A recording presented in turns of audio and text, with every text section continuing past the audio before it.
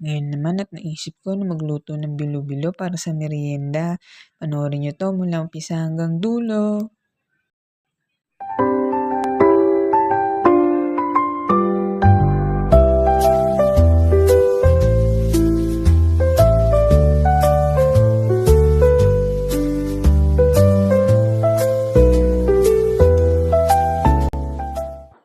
Panibagong yugto na naman ang ating vlog.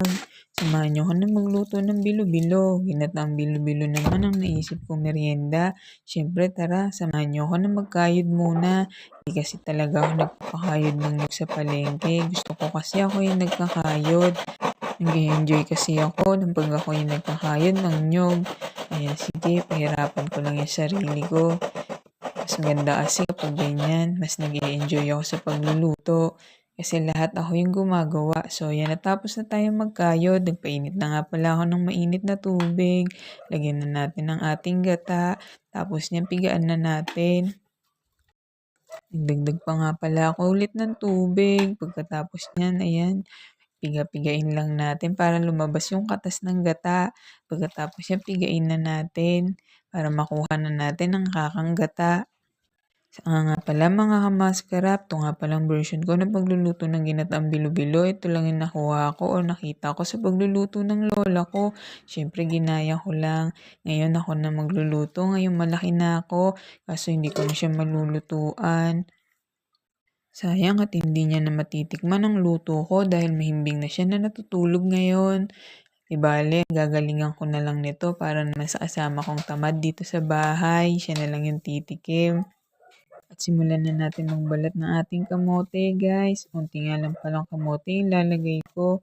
Yung sakto lang. Pero mas marami yung saging kasi yung kasama ko nga palang batugan. Yun yung favorite niya.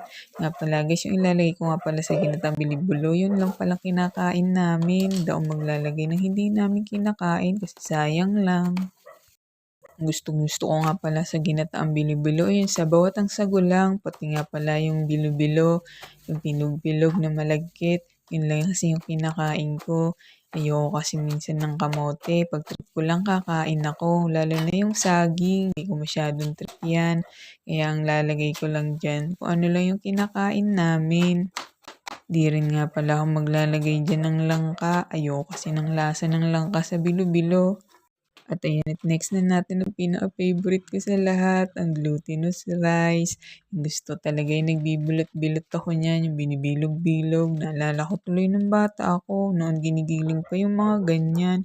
Tapabad mo pa yan magdamag, pagkatapos dadalhin pa ng lola ko sa palengke para lang ipagiling ang malagkit na bigas.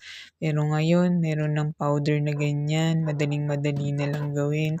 Tapos yan guys, maglagay lang tayo ng saktong tubig. Painot-inot lang, baka kasi sumobra at lumapsa. Ayan, at basahin lang natin yan hanggang sa makuha natin yung tamang texture. Pero para sa akin, ayos na to. Ayan, at simulan na natin tong ikot-kutin o gawing bilo-bilo. Tamang-tama lang ang texture niya guys. Maglagay nga pala tayo ng kakaunting ganyan para hindi dumikit sa pan. Nga pala guys, nagtira nga pala ako ng konting glutinous rice kasi mamaya gagawin ko yung pampalapot sa ating bilo-bilo. Ayoko kasi ng ibang bilo-bilo yung malabnaw. Ayan, at bilog-bilugin lang natin yan hanggang sa matapos natin yan.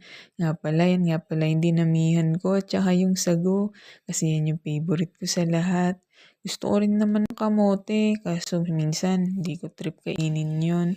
Minsan kumakain din naman ako ng saging. Kapag may naligaw, kakainin ko na lang. Sayang naman kung itatapon ko, 'di ba?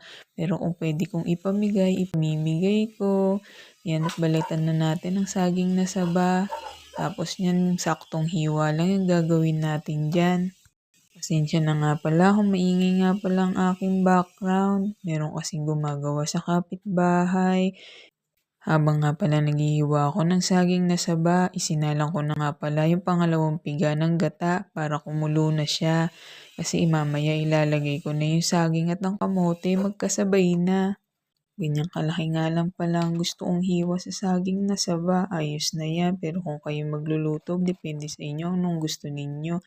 Ayan, at tapos naman na tayo. Nakarami na tayo ng gawa. Simulan na natin ang pagluluto. Ayan nga pala yung pangalawang piga. Pinakuluan ko na. lalagay na natin yung kamote. Pagkatas natin ilagay yung kamote, ini-mix naman natin yung saging. Medyo onting mekos-mekos lang. Pagkatapos ini-mix na yung banana. Yan na nga pala ang ating saging na saba. Kasi mekos-mekos lang natin kunwari. Para kunwari expert tayo. Yan nga pala yung unang piga. Maglalagay na rin pala ako. Napakuluan ko na nga pala yung kanina. Tapos niyan, sumayaw muna ako kasi sabi kasi nila masama daw kumanta kapag nagluluto, edi sumayaw na lang. Ayan, at lagay na natin ang ating bilo-bilo. Pinadali ko lang naman ang aking pagluluto. Siyempre, pinas-forward ko na. Habang nga pala nilalagay natin yan, halu-haluin natin para hindi magdikit-dikit. Pero yung saktong halo lang kasi medyo malambot pa yan. Tapos yan nga pala guys, yan nga pala yung gagamitin kong pampatamis. Isang lata lang ng condense, sapat na sa dila ko yan. Depende naman sa inyo kung gusto nyo pang maglagay ng asukal o gusto nyo dalawahin pa yung condense.